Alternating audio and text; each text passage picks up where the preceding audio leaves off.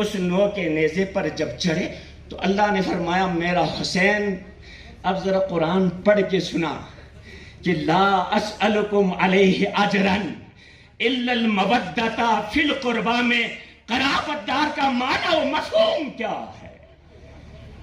بلسان درب، فرمایا کہ ایک ایسی گویائی عطا کی جو تمام سامعین سن رہے تھے، اور فرمایا ان قتل وحمل اعجب من اصحاب الکہف والرقیم۔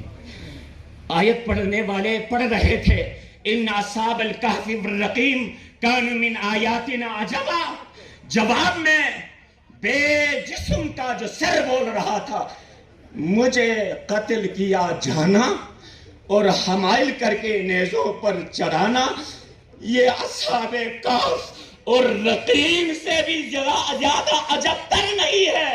اقبال گویا ہوتا ہے اللہ اللہ بائے بسم اللہ پدر، مانے ذبح عظیم آمد پسر۔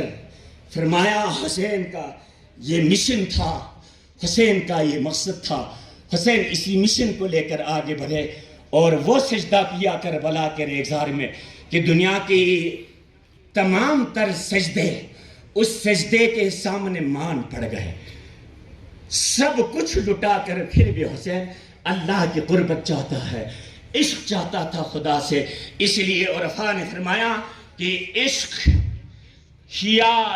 ہوا نار تحترق ما سوى المحبوب۔ عشق کا معنی یہ ہے جو محبوب کے سوا ہر چیز کو جلا کر چھوڑ دے، الا اللہ کا کلمہ گاڑنا چاہ رہا تھا۔ حسین گئے اور پیغام یہ دیا محبت تقلیدی نہ ہو، محبت صرف تحقیقی نہ ہو، بلکہ محبت اصلی معنوی اور حقیقی ہو، تب جا کے قل لا اسألکم علیہ اجرا الا المودۃ فی القربی کا معنی تم پر صادق آ سکتا ہے۔ میری دعا ہے کہ رب تعالی ہم سب کو مولا حسین کی محبت میں، تابعداری میں، اطاعت میں اور قربت میں، خداوند قدوس کی معرفت میں آگے بڑھنے کی توفیق عطا فرمائیں۔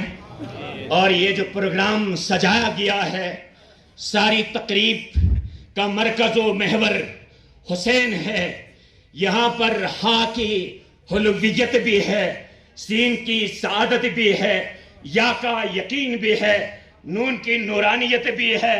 ہر حرف میں اگر کوئی جلوہ، اگر کوئی نکتہ، اگر کوئی لطیف واقعہ ہے، اے اللہ ان تمام لطائف سے ہمیں بہرمند ہونے کی توفیق عطا فرما۔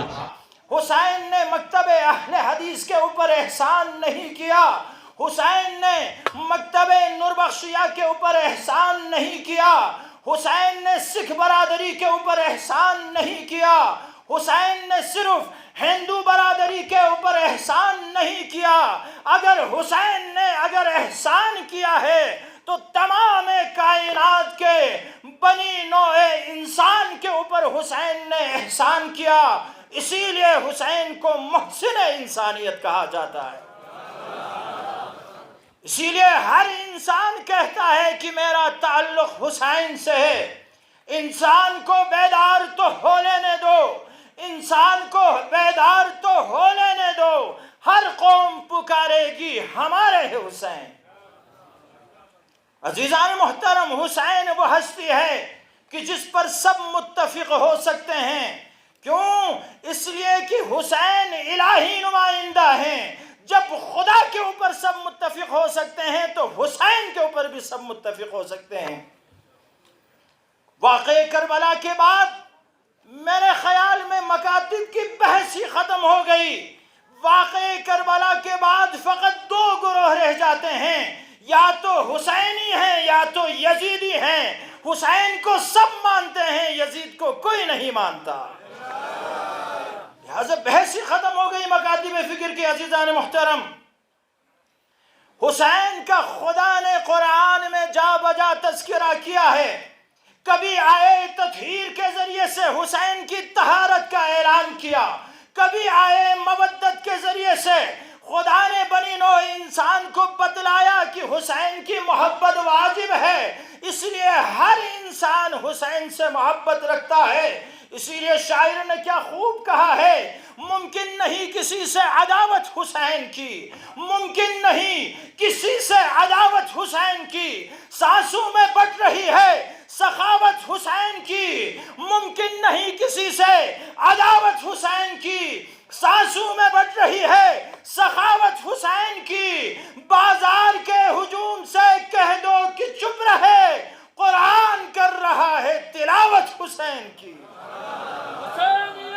زندہ باد، سب مل کے نعرے لگا دیں، حسینیت زندہ باد۔